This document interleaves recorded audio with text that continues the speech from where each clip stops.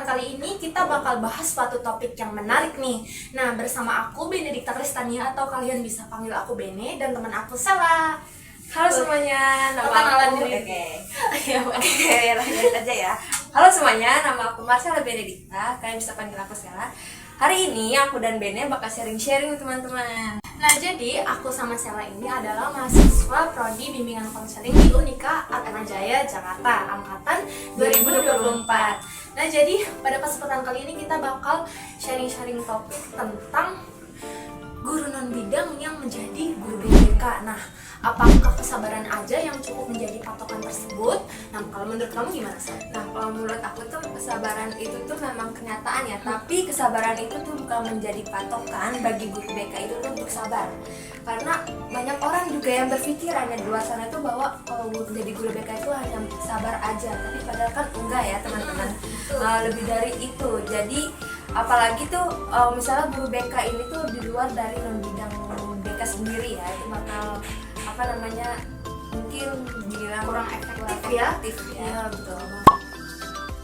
Kalau kita bicara soal kesabaran nih, menurut kamu kesabaran itu penting gak sih buat guru BK? Nah, kalau menurut aku ya kesabaran untuk guru BK ini sangat penting banget ya. Karena dalam bimbingan dan konseling ini kita tuh seringkali menghadapi berbagai macam masalah yang dihadapi siswa ya.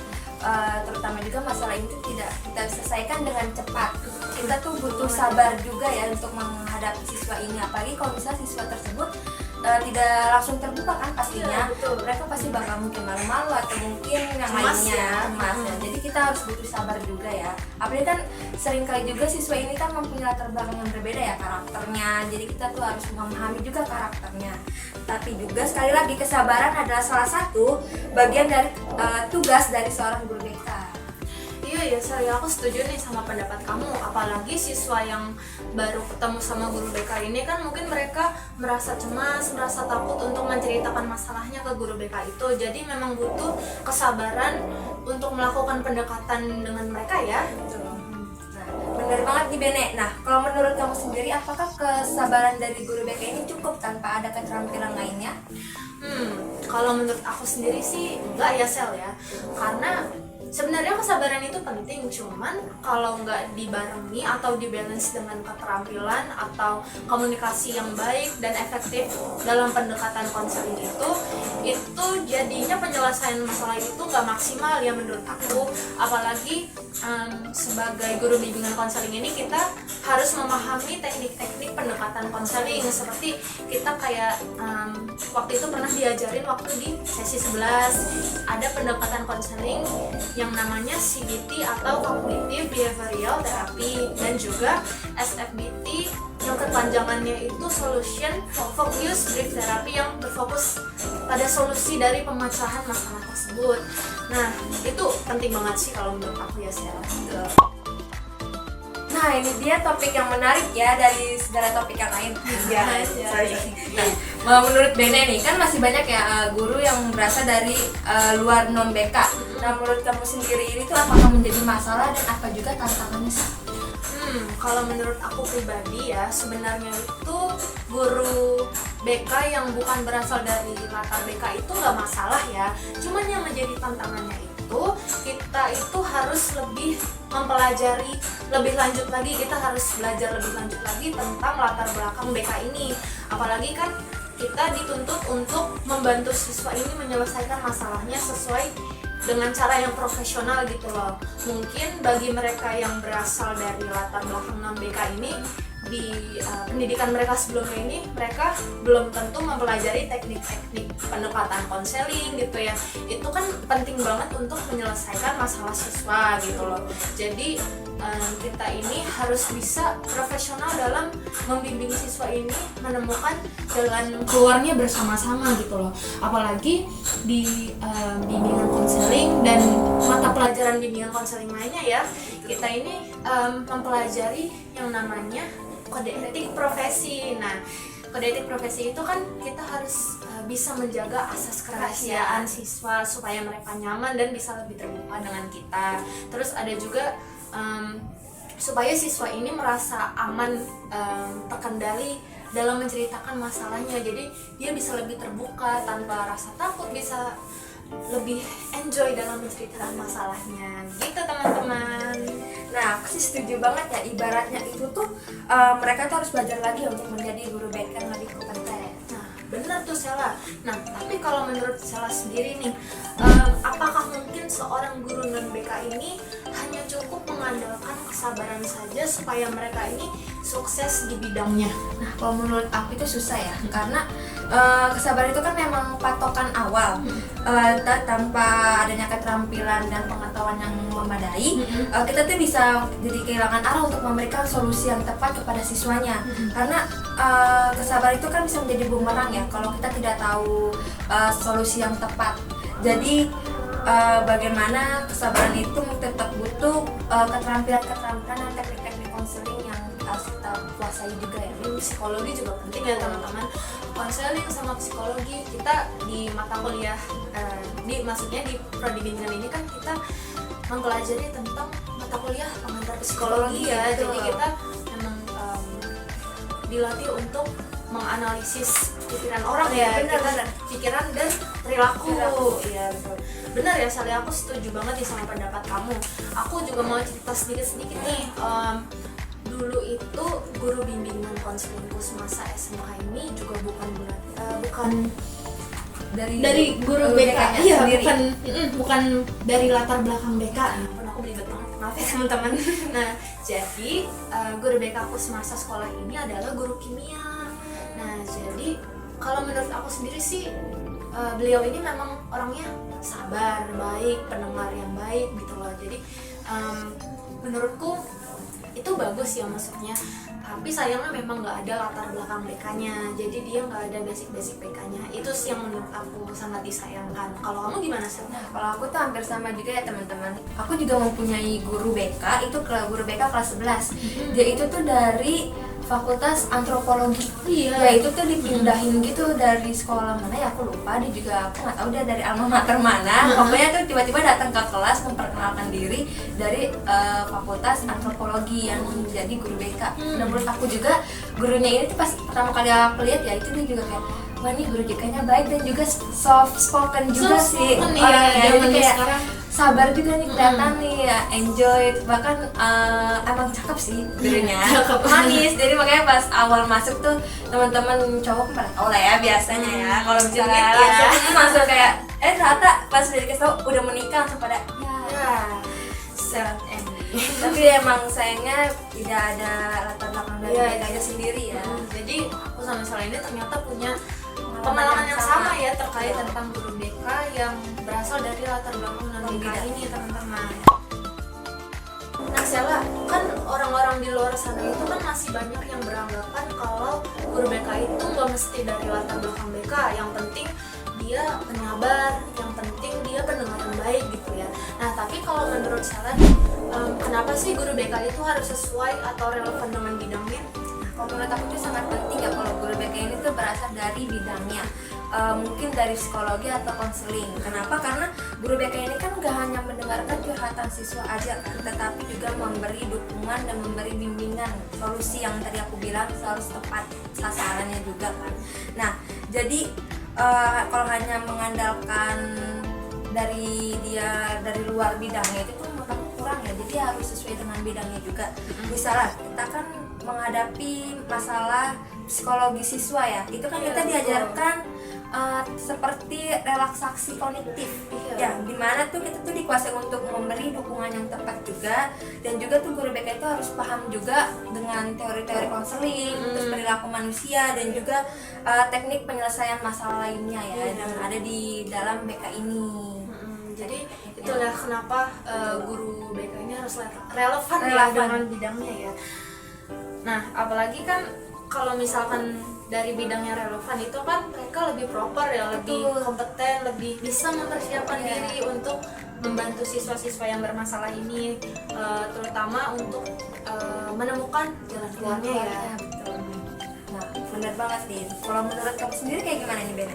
Kalau menurut aku ya, kalau nggak ada pengetahuan yang cukup itu nggak bakal maksimal hasil bagaimana kita membantu si siswa yang bermasalah itu. Apalagi kan kita harus ya benar sih, kesabaran itu penting, cuman kita harus balance dengan keterampilan dan pengetahuan kita yang kita tempuh selama pendidikan bimbingan konseling ini. Kita harus memahami betul-betul materi yang udah kita dapatkan selama kuliah itu untuk diinterpretasikan kepada kehidupan sehari-hari kita, gimana kita menyikapi permasalahan siswa, bagaimana kita memberikan feedback yang baik, bagaimana kita bisa membantu mereka dari segi dukungan emosional, dari dukungan perilaku, gimana apa yang sebaiknya dia lakukan, apa yang sebaiknya dia jangan lakukan.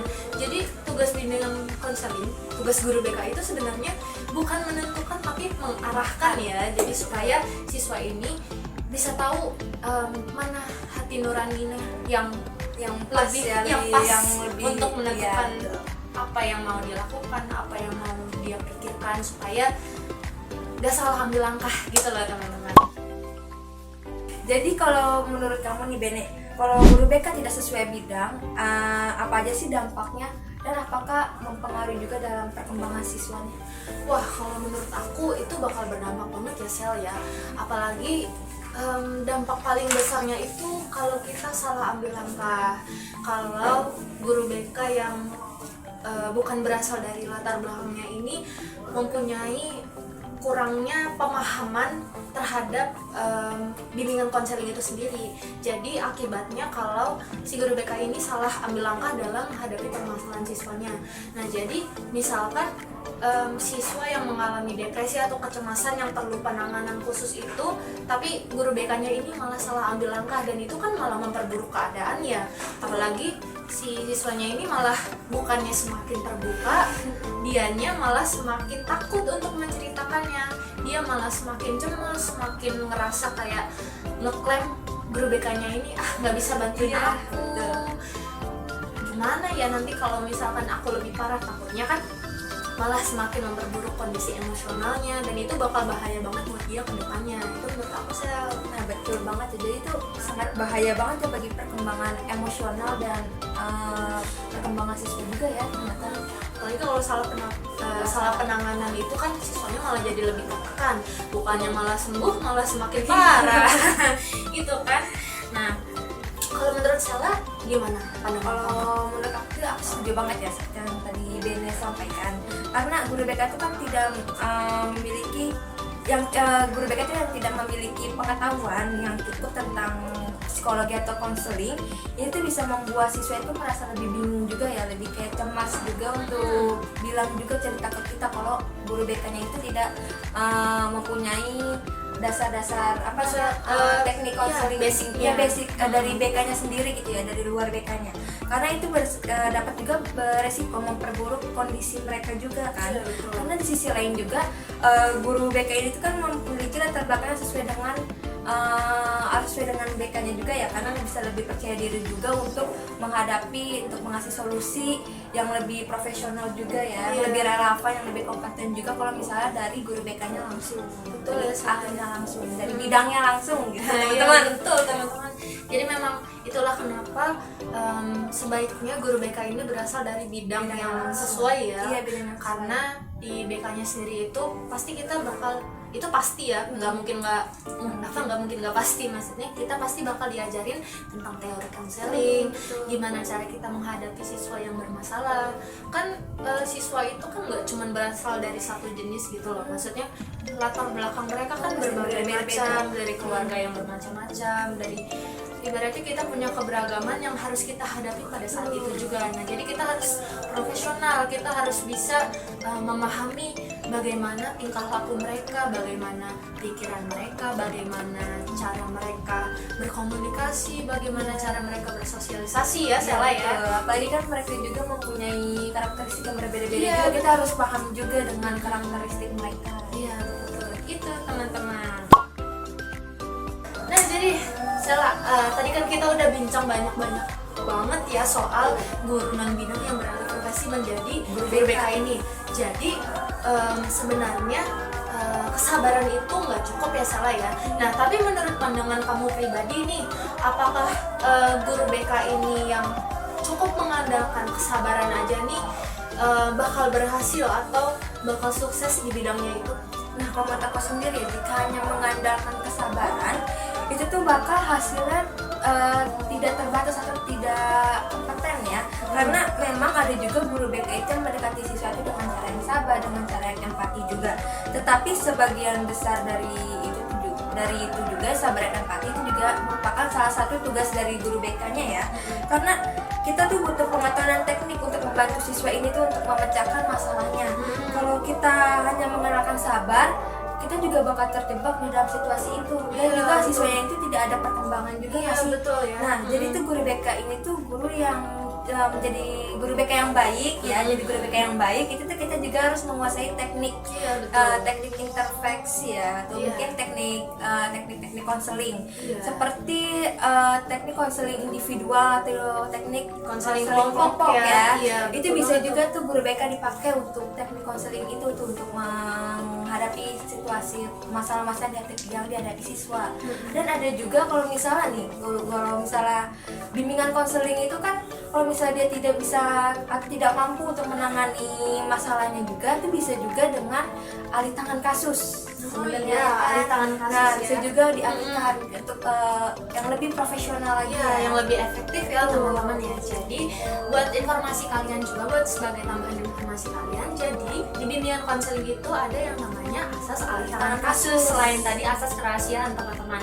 Nah, jadi alih tangan kasus ini itu adalah asas yang berfungsi untuk mengalih tangankan suatu kasus yang nggak bisa kita tangani. Ya, jadi kalau betul. Jadi misalkan kita ada siswa yang bermasalah tapi yang udah bermasalah parah gitu ya Sal ya, kayak misalkan udah terkait dengan kasus kriminal atau kekerasan ya teman-teman, atau yang udah lebih bahaya gitu ya. Jadi kita harus mengalih tangankannya kepada pihak yang lebih ahli atau lebih profesional. Misalkan kalau udah terkait dengan kriminal ya, kita udah harus bisa melaporkan atau mengalih tangankannya ke pihak yang berwajib, misalkan polisi ya. Terus kalau misalkan udah terkait dengan kekerasan yang akhirnya terjadi dengan kekerasan fisik, luka-luka dan segala macam itu, kita mengalih tangan kasusnya itu ke dokter ya, supaya bisa ditangani secara lebih lanjut. Aku juga yakin dengan adanya keterampilan dan pengetahuan yang kita miliki juga, itu guru BK itu juga akan menghasilkan akan jauh lebih efektif juga ya untuk membantu siswanya juga untuk menghadapi masalah yang dihadapi. Ya, jadi bisa disimpulkan kalau sebenarnya kesabaran itu penting, cuman harus dibalance dengan keterampilan dan pengetahuan selama pendidikan itu ya. Jadi kombinasi dan kolaborasi itu penting ya Sela ya. Jadi kalau dari aku sendiri sih itu juga penting ya, karena kolaborasi itu kita harus tahu bagaimana menyikapi siswa yang bermasalah itu. Oke. Kalau menurut Bene sendiri kan tadi Bene bilang kombinasi itu penting ya. Kalau menurut Bene gimana? Nah, kalau menurut aku ya itu tadi, kombinasi itu penting. Nah, kita itu harus sabar, kita harus tahu bagaimana langkah yang harus kita lakukan, bagaimana kita bisa menjadi profesional untuk menghadapi kasus suatu siswa, bagaimana kita bisa membimbing mereka ke jalan yang benar supaya mereka bisa lebih bisa mengembangkan dirinya ibaratnya. Terlalu aku maaf ya teman-teman, aku agak berantakan waktu ya. Jadi si siswa ini supaya bisa lebih terbuka dengan permasalahannya, bisa lebih enjoy menceritakannya ya.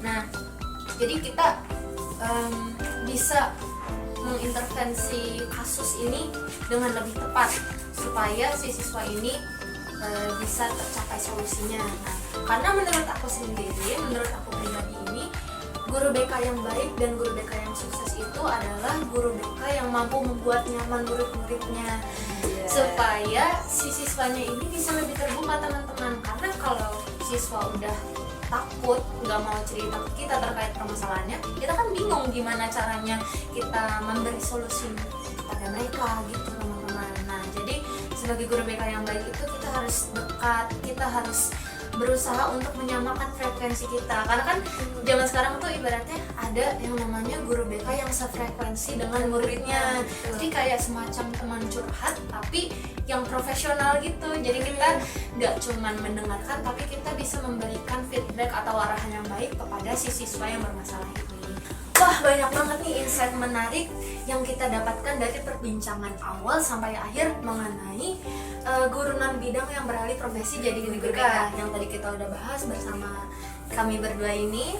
Nah, sebelum mengakhiri podcast kita pada kali ini, kepada Sela nih, kamu mau menyampaikan pesan-pesan mungkin ya, untuk teman-teman yang mungkin tertarik dengan bimbingan konseling ini, mungkin Sela bisa menyampaikan. Oke, kalau pesan aku yang ingin dari kalian yang ingin menjadi mungkin guru bimbingan konseling atau mungkin mau masuk ambil BK ya, itu tuh Atma Jaya Jaya.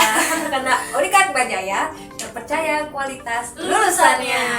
Oke, pesannya itu pastikan kalian udah siap untuk belajar ya, karena dosen-dosen kita tuh pernah bilang seperti yang Bruder dan Bu Fulan mengajarkan itu kita itu belajar sepanjang hayat. Jadi kita tuh harus memperkaya pengetahuan dan keterampilan yang kita punya. Apalagi kan guru BK ini atau bimbingan konseling itu tidak hanya mengasih solusi aja ya, atau juga tidak mendengarkan juga, tapi kita juga tuh harus tahu juga teori konseling, juga harus memahami perilaku manusia juga dan memberikan solusi yang tepat bagi mereka yang mempunyai masalah. Jadi kita harus paham juga dengan itu ya, teman-teman. Betul teman-teman. Jadi sebenarnya aku mau meluruskan lagi, tugas dari bimbingan konseling entah itu konselor atau guru BK ini bukan menentukan tapi mengarahkan atau membimbing orang yang bermasalah ini supaya dia bisa menentukan jalan yang benar bagi dirinya dia. Makanya bimbingan konseling ini disebut sebagai apa salah? Helping profession. Nah, jadi profesi yang menolong. Nah, kenapa ya bisa disebut helping profession? Karena kita kan gak mungkin curhat sama robot ya. Jadi singkatnya gitu teman-teman. Karena profesi bimbingan konseling ini gak mungkin digantikan sama yang namanya AI atau robot. Nah, kita kan gak mungkin langsung curhat, AI hari ini aku sedih banget, kamu mau gak? Bahasanya pasti baku banget tuh. Iya, Aku hanya seorang robot gitu. Jadi kita nggak bisa mempergunakan robot sebagai teman curhat kita, ibaratnya gitu. Ya walaupun mungkin ada, cuman kan robot nggak mungkin bisa menyamakan manusia dari segi emosional dan mentalnya, gitu teman-teman. Nah, tadi kan Sela udah berpesan ya, kalau jadi guru BK itu harus terus belajar. Nah, belajar terus itu nggak ada salahnya teman-teman. Kita ini jadi memperkaya tadi seperti yang Sela bilang, pengetahuan dan keterampilan. Nah, belajar seumur hidup itu bermanfaat teman-teman, apalagi menjadi guru BK yang tadi merupakan helping profession. Nah teman-teman, makasih banyak yang udah menonton.